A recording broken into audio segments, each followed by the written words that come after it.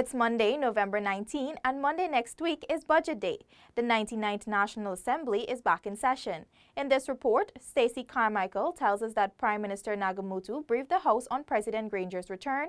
Minister David Patterson says the Civil Aviation Authority is conducting an independent investigation into the Fly Jamaica flight accident, and Finance Minister Jordan has promised public servants' salaries will be increased. Prime Minister Moses Nagamutu, who is performing the functions of head of state, informed the 99th sitting of the National Assembly that President David Granger will return to Guyana on Tuesday, November 20. The President's doctors have assured his full recovery with treatment under their supervision. The President is expected to return tomorrow to Guyana. His doctors will, however, continue to monitor his condition over a period of time to be determined by his physicians. In an earlier statement issued in Havana, the President publicly thanked the President of the Republic of Cuba, the government of Cuba, and the medical staff of CIMIQ for the special care and attention which he has received, and for the excellent facilities in which he is being accommodated.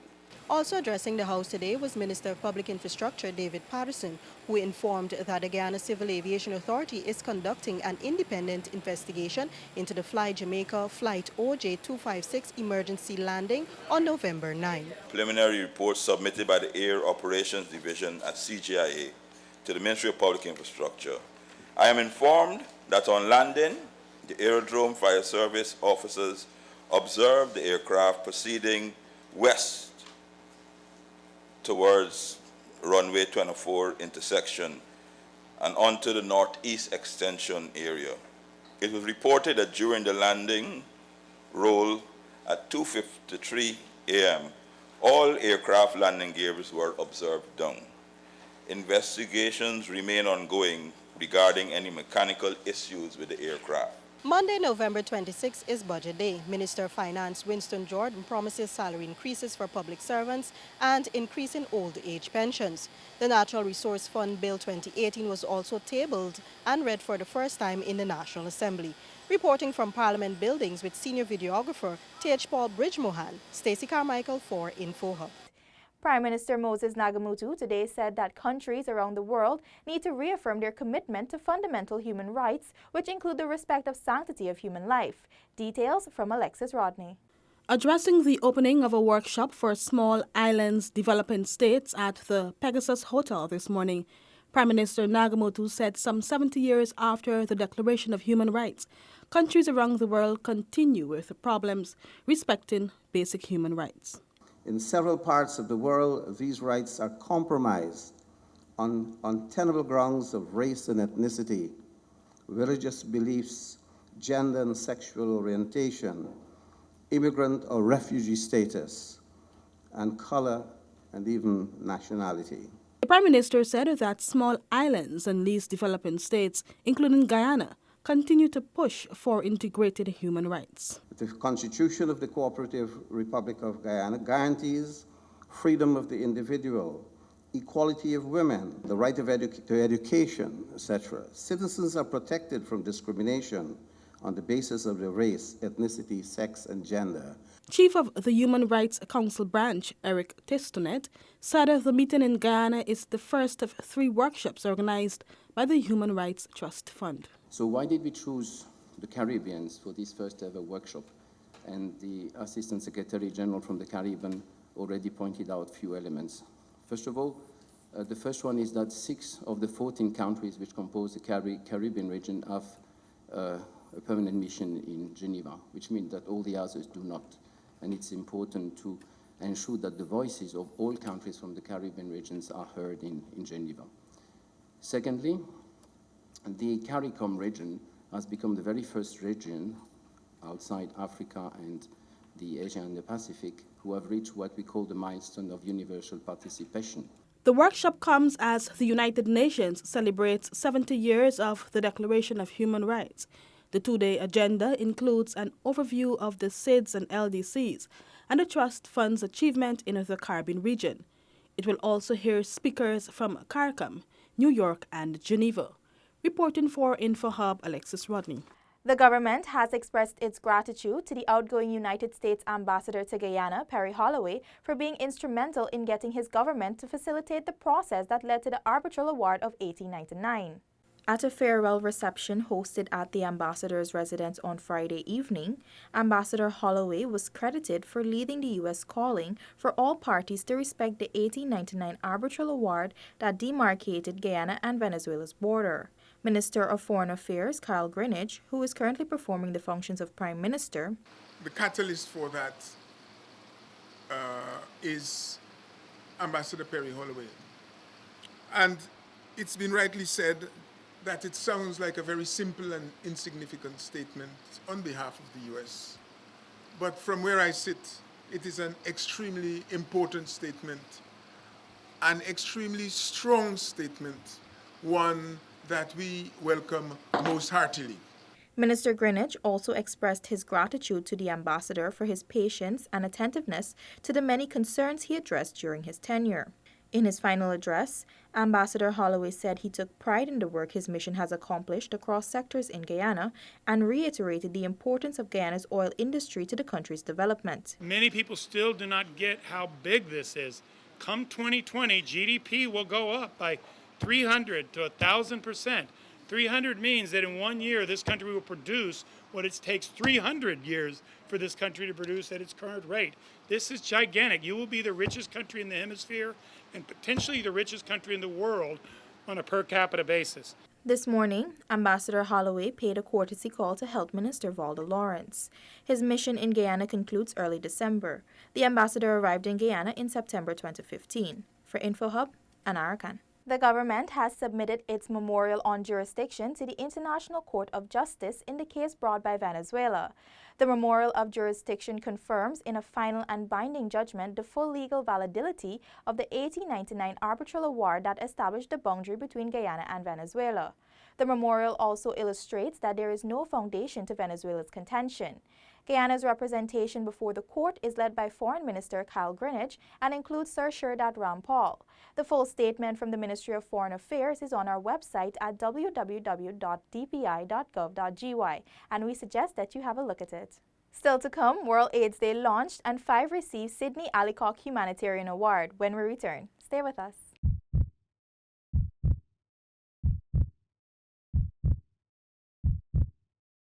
If you or someone you know was having a heart attack,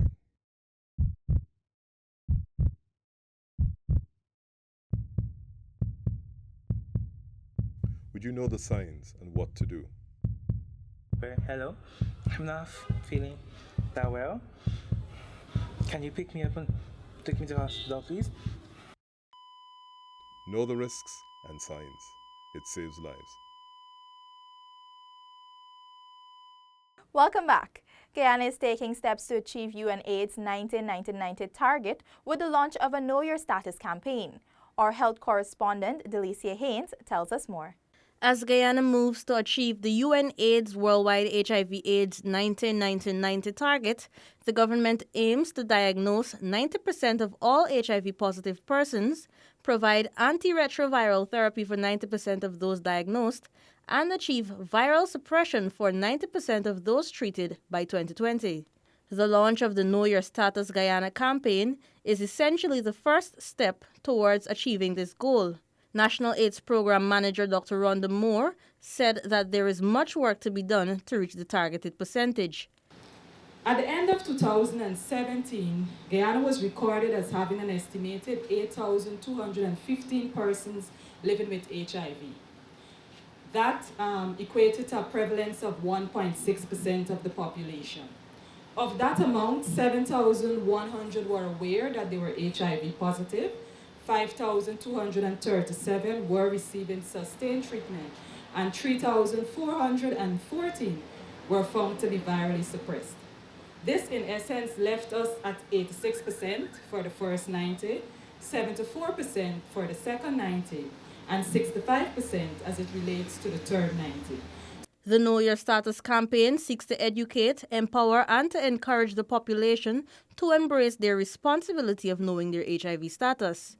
UNAIDS Guyana and Suriname Country Director Dr. Martin Odit said about 25% of the people worldwide are unaware that they have the HIV infection. It is in this regard that UNAIDS is focusing on HIV testing. Knowing one's status gives the power to take control of their health and well-being through practicing safe sex, among other preventative measures. Globally, new infections are not declining fast enough. And too many people still die from age-related illnesses, despite the availability of high-quality and effective treatment. So we're saying we know what to do when somebody is HIV positive, but alas, some people are still not getting the treatment, some because they feel because of societal pressures they don't want to go and get tested. This campaign takes on a more community-based targeted intervention, giving all persons the opportunity to benefit from free HIV testing. The promotion runs for 3 months, where testing and counseling services will be available countrywide. For InfoHub, Delicia Haynes. The Guyana Police Force unveiled its Christmas policing strategy this morning. Here is that report. The enhanced measures will be implemented until January 15, 2019. A number of tips were provided by Deputy Commissioner responsible for law enforcement, Lyndon Owls. These included advice for taxi drivers, visitors, partygoers, those who exercise, business operators, and shoppers. These tips will be published via the fair's media. A Division Commander Marlon Chapman outlined that his division has now been divided into 7 sectors, one more than last year, to streamline policing activities. Patrols will be adjusted to accommodate late shopping, with manned booths placed at key shopping areas. Each sector will be commanded by an officer, that is to say an assistant soup or up, and an inspector on other ranks. We will have in A Division heightened special operations by CID and intelligence ranks at identified hotspots, business places as a whole, because we want to ensure that the criminals don't have their way.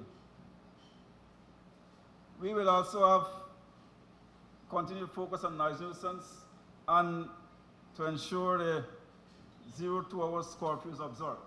Patrols will be increased to minimize expected traffic congestion during this period, according to the traffic chief. He said that they will operate on a 24-hour basis via overlapping shift systems. Traffic Chief Lyndon Niles. We will also look at the containers. Those containers, we are advised that those drivers and owners, they should be used on our roads during the hours of darkness. Let them do all their dropping off and picking up during the hours of darkness. Also, we have restriction with the motor lorries using the East Bank and East Coast. These restrictions is between 7 and 9 in the morning. Deputy Commissioner Administration Paul Williams, DSM, urged the public to cooperate with ranks as instructed and provide information as necessary to ensure that as far as possible, this period remains incident-free. Crime is everyone's business. We will continue to work assiduously in terms of making sure that we give our citizens the requisite service and protection needed, but there again, it requires a partnership approach. So we look forward for your continued support. As part of its strategy, the force will build on its partnerships with the City Constabulary, entertainers, media, youth activists, GAPSO, the business community, community policing groups, the various ministries, and the Cops and Faiths members with other stakeholders. Paul McAdam, InfoHub.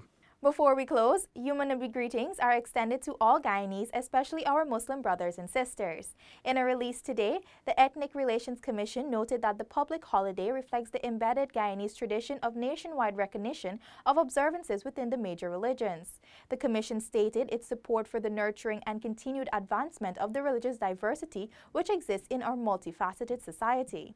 Tomorrow, the Muslim community will be observing the birth and death anniversary of the Prophet Muhammad, as they also reflect on the life and teachings of the Prophet. That's all for this evening. Connect with us on WhatsApp, social media, and our website at dpi.gov.gui. Your bridge and weather reports are up next. Goodbye.